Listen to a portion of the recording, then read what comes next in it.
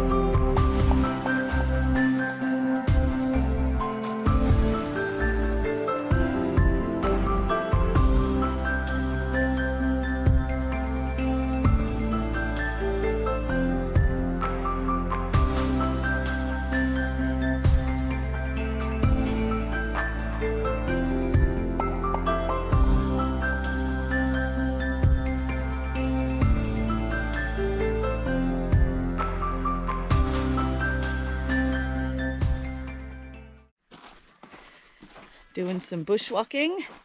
The first of many. At Wilpena Pound. Yes. Going to a lookout and going to a homestead area. So this is where we're heading.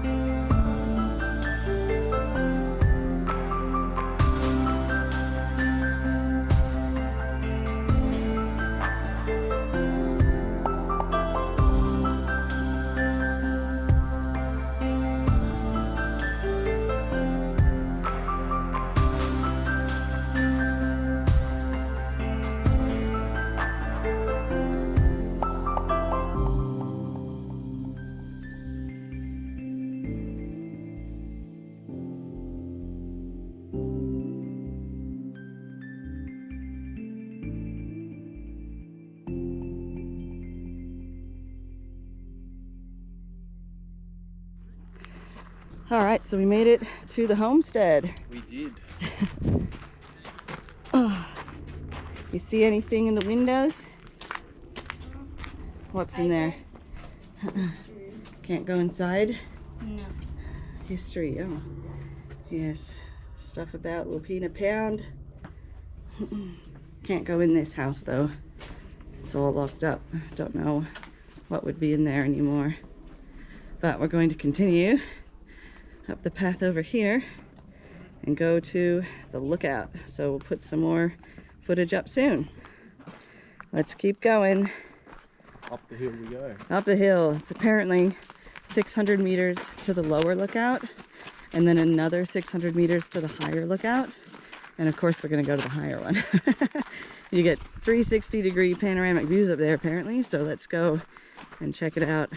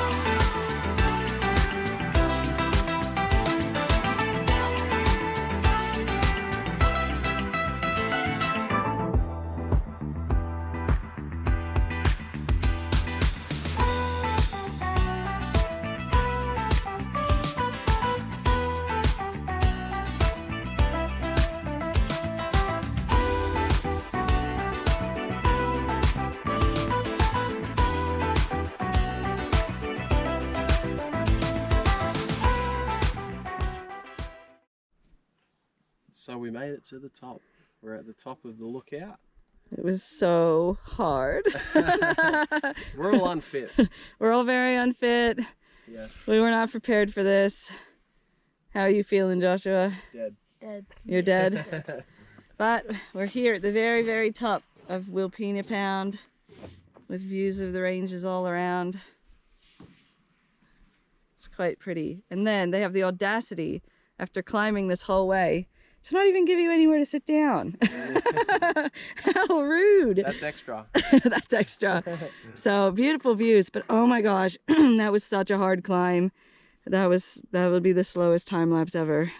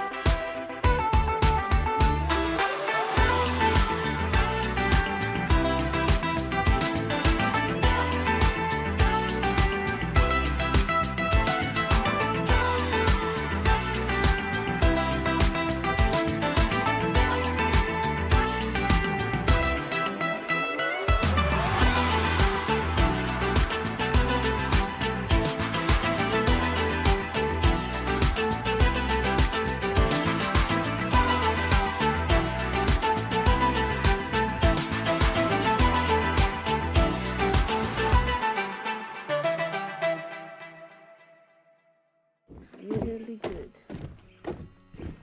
I don't know, let's go up that. Up the top of that rock? Yeah. I don't think so. Not after that mountain we just climbed.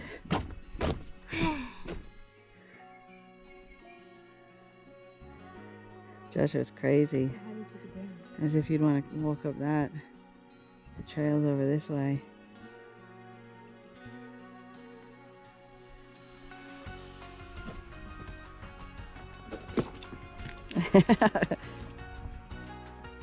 Now Dad's going up.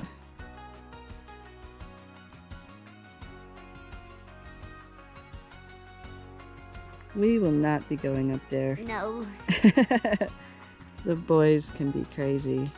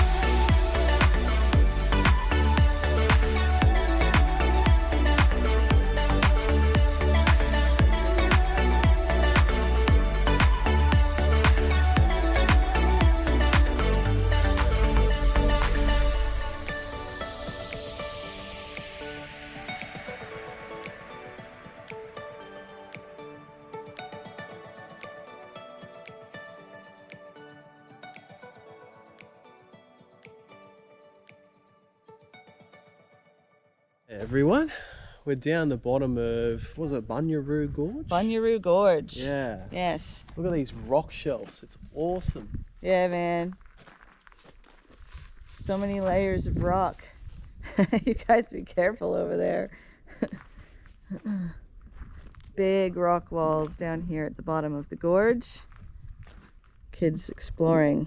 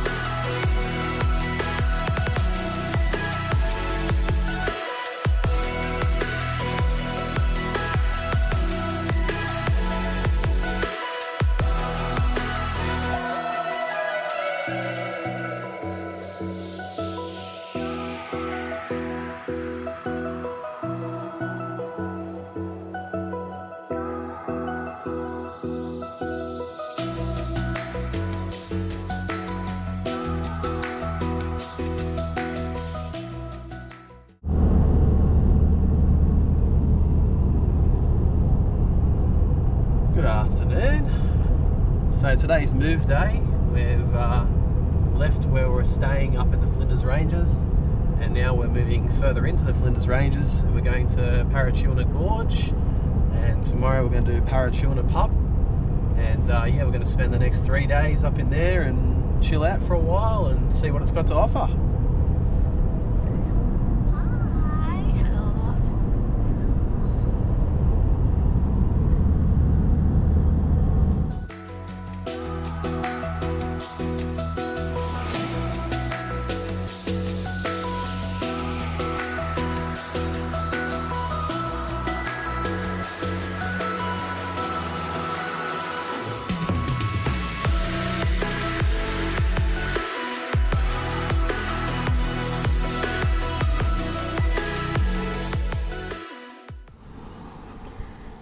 So we have left the bitumen road, and ahead of us is now a dirt road here at Parachilna.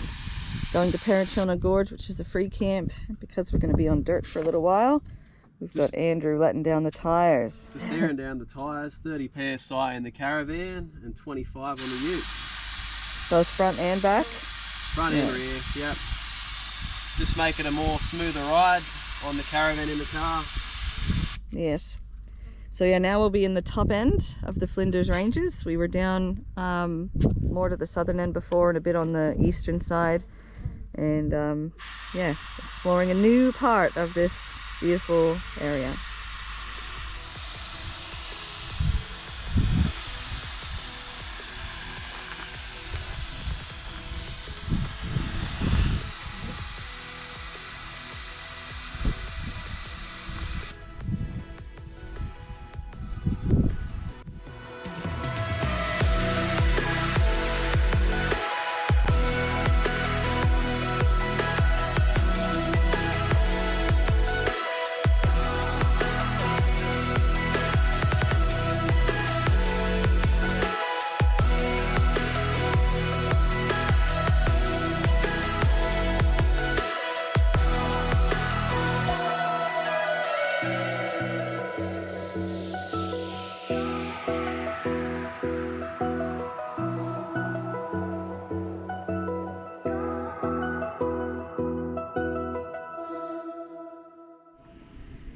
And this is camp for the next few days.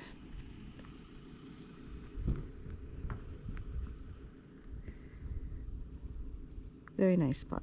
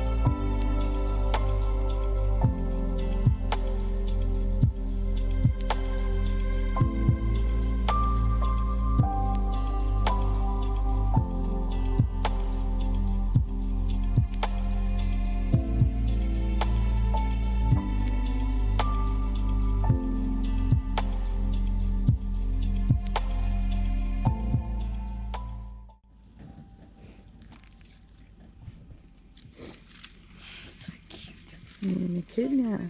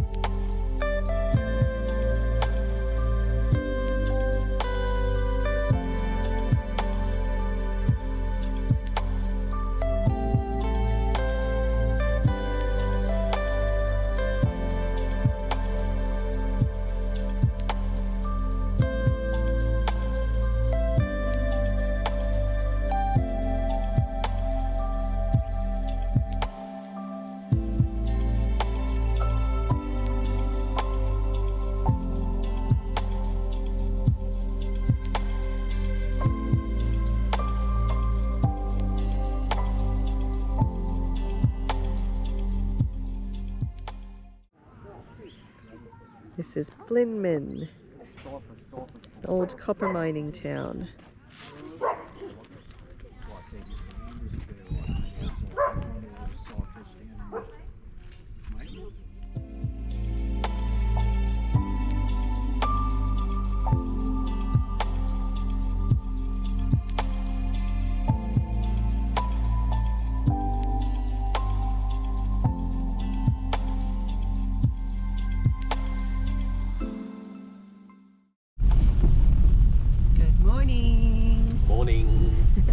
Here's something you don't see every day. It's raining in the Flinders Ranges. It's apparently been a long time since they've had some rain out here. A couple of months, I don't know. The lady yesterday couldn't even remember the last time it had rained out here. The lady at the service centre couldn't tell us when they last had rain, but she did say they was predicting some rain for Thursday, and so that's today. Here it is, the heavens have opened up. Yes, and we were planning to leave from our spot today anyway, so that worked out well. And so we're now driving over to the Prairie Hotel, where we are going to have lunch today. And what is special about the Prairie Hotel? I get to try a taster platter of all different Australian meats. Been looking forward to that. So, yeah, emu, crocodile, I'm not too sure. There's a bunch of different tasters on there. So I will check in and let you know how Yes. that goes and what it's like. Yes. So I know it's not on the cheap side, but when you're on holidays, you kind of splurge on things like that. So we'll see what it's like. The Prairie Hotel is in Parachilna, which is basically where we are, but it's in their little town, and their town only has 6 people. That's their population. They probably all work at the Prairie Hotel. And people stop at the Prairie because of their exotic meats. They call them feral foods, and I'm not too adventurous with my food, so I hope they have regular stuff on the menu, or I won't be eating today. But Andrew wants to try all the things. All right, let's keep moving. The only good thing about this rain is there is no dust. Yay! So it settled everything, because we were getting dust everywhere. So we'll be there in a few minutes.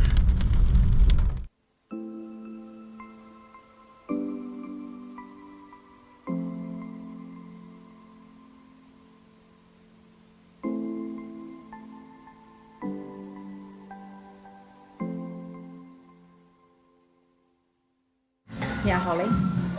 What's on there? Everything. Everything? There's some camel, skippy, emu. Yeah. Enjoy. I'm going to.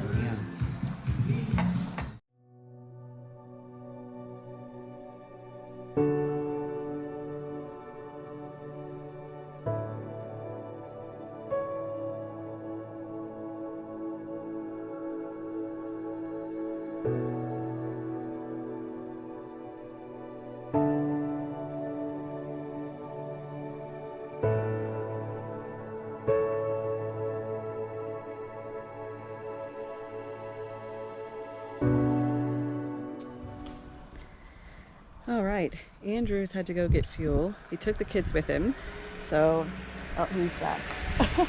I'm just going to show you a little bit about what is inside of our caravan if you want to see how we get to live. So you can see at the moment I've done a bit of washing today, so the caravan is as clean as it is going to get. And I'm going to shut this door behind me so that they don't come back in with me. So we have a 19'6" Jayco Journey Outback. So it's suitable for off-road and everything. This is obviously mine and Andrew's bed. It's a full-size double bed, which is really, really great. And this particular mattress has a pillow top, so it's also pretty comfortable to sleep on. And then, of course, our dining area, which does fit all 4 of us. And this table folds away for when we're on the road and moving. And then the kids have their bunk beds up in the back here. Holly's on the bottom and Joshua's on the top. And they're also pretty comfortable beds. They've got some privacy curtains and things, you know, to help keep the light out and stuff during the nighttime. We've also got all the standard amenities. Not all vans have all of these different things. Most vans have a stovetop and a grill. And so of course we've got 4-burner stove. And then ours is actually both an oven and a grill combined. So the oven lights at the back and the grill lights at the top. And you just choose up here which mode it is that you're wanting. A lot of vans don't have a full oven in them. They just have a grill, but I wanted one that had everything. And then a range hood, you know, for you know, keeping out the steam and stuff. We've got our fridge with a freezer. I can't even remember what liter size this is, but I need to go shopping today, so it's looking pretty empty in there. And when we are traveling, we tie these straps over one over the fridge and one over the freezer, and we hook them on just because all the bouncing around, these could potentially unlatch if we're hitting some rough patches of road, and then we might come in here and then there's food all over the ground, and we don't want that to happen. And then of course there's a microwave, which I have trouble reaching because I'm really, really short, but we haven't actually had to use that yet with anywhere that we've been. We've also got Wi-Fi that we've set up in our van, so the router just lives in there on the wall.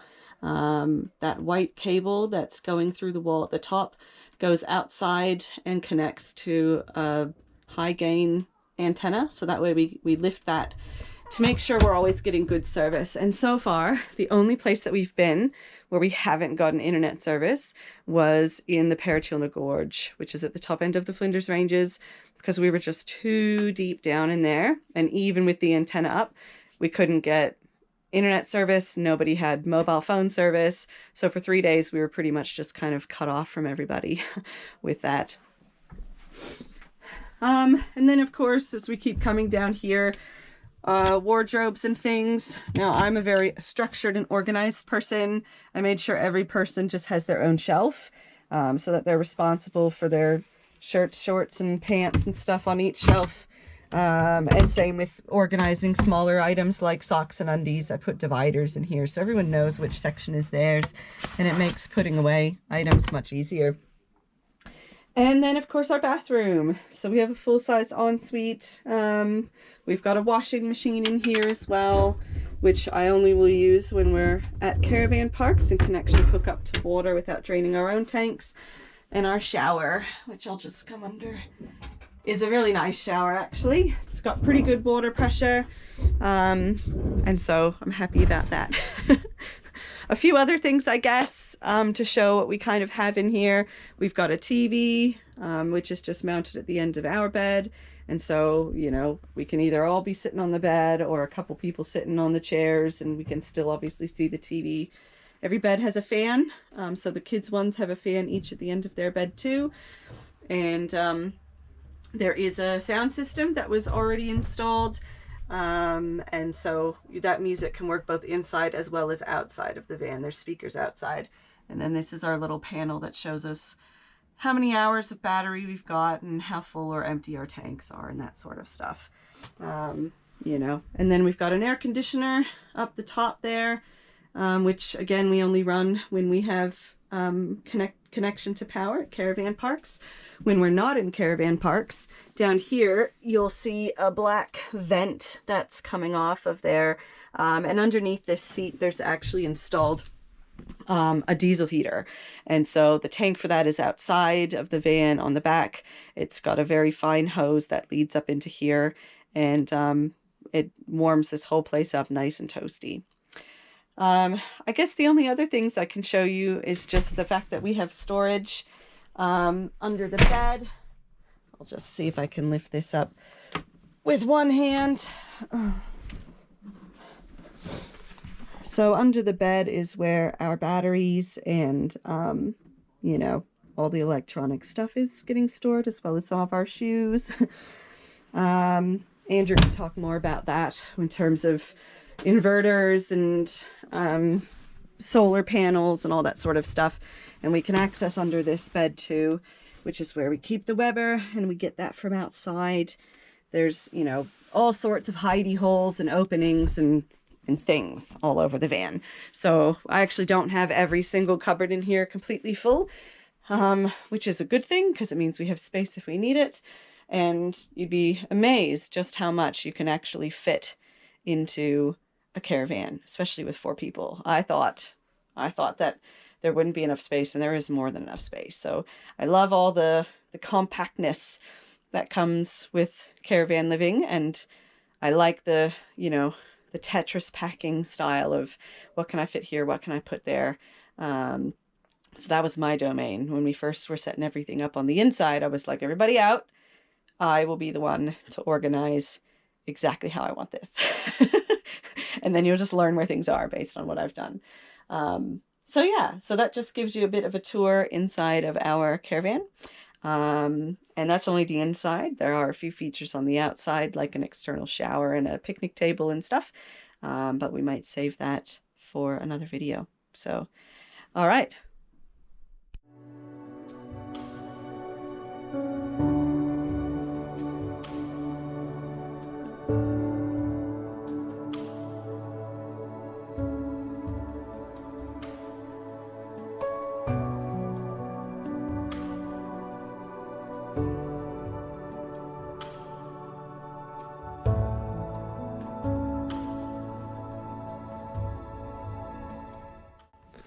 Hello everyone. So we've made it out to Aruna Dam. this afternoon. We've just come out here for a bit of a drive to have a bit of a look about and have a look at this beautiful dam that they've got out here, surrounded by mountains. Quite nice.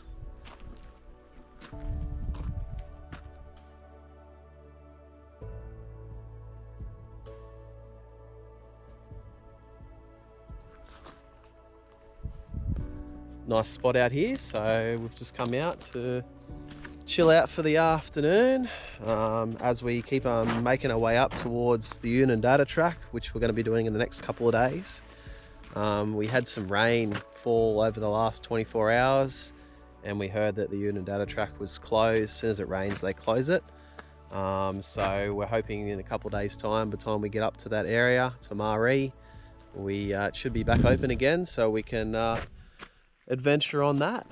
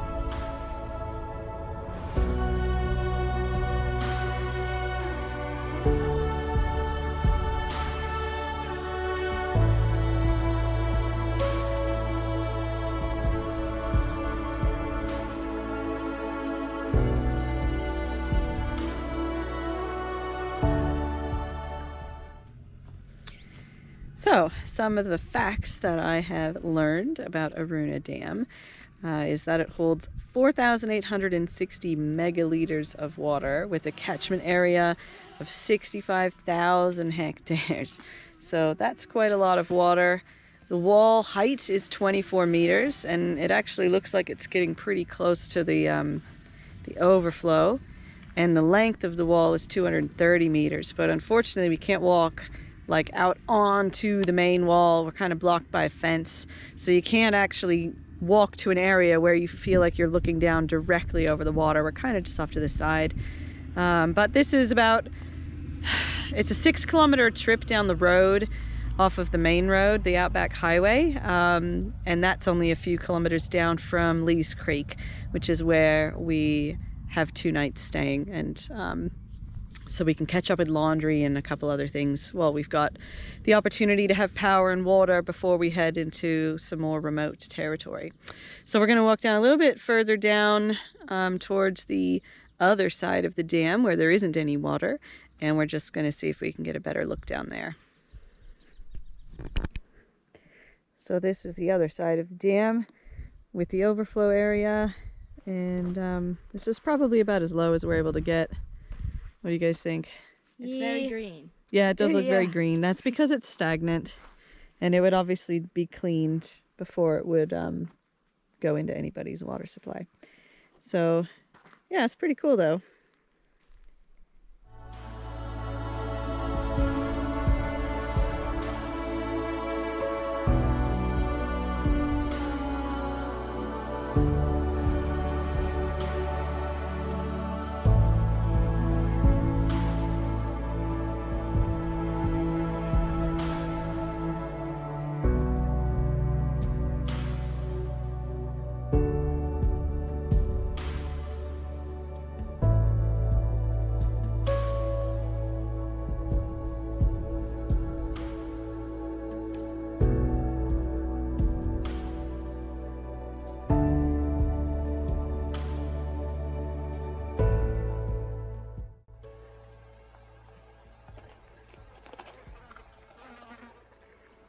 So there's more broom before it hits the overflow than I thought, now that I've kind of found my way around the other side.